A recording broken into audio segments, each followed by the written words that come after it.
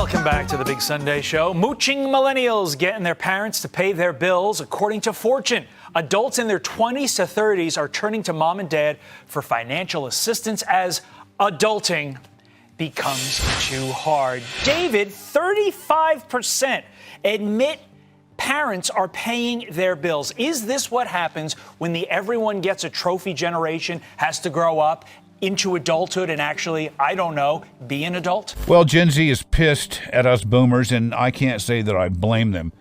There was an article that came out the other day that said you would have to have 5 minimum wage jobs to live in Austin, Texas, to afford the rent there.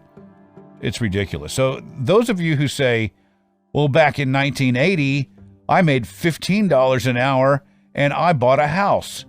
Well, guess what? Adjusted for inflation, your $15 an hour that you made in 1980 would now be over $112,000 a year. What's up, everybody? Major Retired Richard Ojeda here. And hey, all you bootstrap-loving, work hard and you'll get somewhere type folks, listen up and listen good. It's the economy that's changed, and for the worse, not the work ethic of young people. It's when the parents who believe in and promote this idea that everyone gets a trophy don't raise their children correctly with the right set of values. You know, most young people I meet, they want to work. A lot of people say, oh, the new generation doesn't want to work and they're lazy. No, that's not true. They're smart. They're smarter than us. They just don't want your crappy $15 an hour job. Now, I'm not here to give any answers, but I'm just saying, I feel you, Gen Z. On the other hand, that one young kid who told me yesterday and commented that I shouldn't be on TikTok.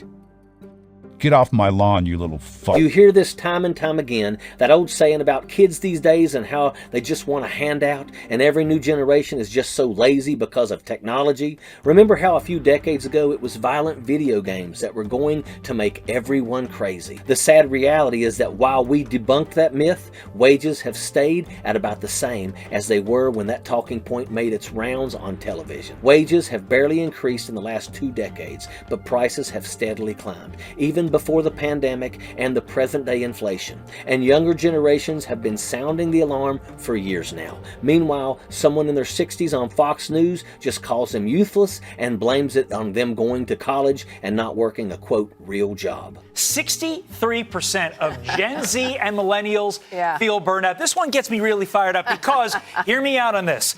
I got a job where I got to get up in the middle of the night. I have a long commute. I'm raising 2 kids. I sleep between 3 and 4 hours a night. What does a Gen Zer who's working a 9 to 5 have to be stressed out about? Avocado toast? The federal minimum wage is still $7.25 an hour, people. Some meals at fast food places cost over $8. So think about that. Poor families are working multiple part-time jobs to make ends meet, but they aren't making the gaps. That's not laziness. That's an economy that doesn't work for the majority of Americans. Housing costs have exploded, and so has the rental market. Younger millennials have had a hard enough time trying to afford buying a home, and now it's even more out of reach for each younger generation, all while someone on Fox is still trying to sell you the American dream, but encouraging corporations to price the majority of people out of it. It's not enough that we've seen record profits from companies even during the pandemic and inflation. It's not enough that residential companies have made rent so unaffordable that people had to move out of their areas. It's not enough that multi-billion-dollar corporations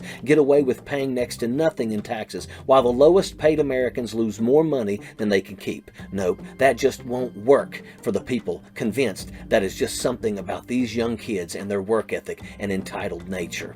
These talking points are bought and sold by corporations. They are put out there by media companies like Fox News, who know they have a base of 55 and up, and they use it to keep the Republican Party in power. And what does the GOP do with that? Nothing else that chomps at the bit to get to those tax cuts for corporations that will someday magically make the lives of low and middle class people better, except it never does, and wages don't go up. The cost of housing doesn't become more affordable, but hey, maybe you'll get a 25-cent raise this year. That will help out with those bills eventually, right? The more we allow the disinformation and the rhetoric that benefits the most well-off people to seep into the conversation, the more we have to push back and get our elected officials to listen to us. We know the Republican Party is going to let Fox take the lead, and they will follow with their discussions on why being poor is your fault. We have to push back with the facts and fight for a better future for the next generation to come, because it is the right thing to do. And if you want people to suffer because you did and it worked out for you, then maybe all those younger folks are right.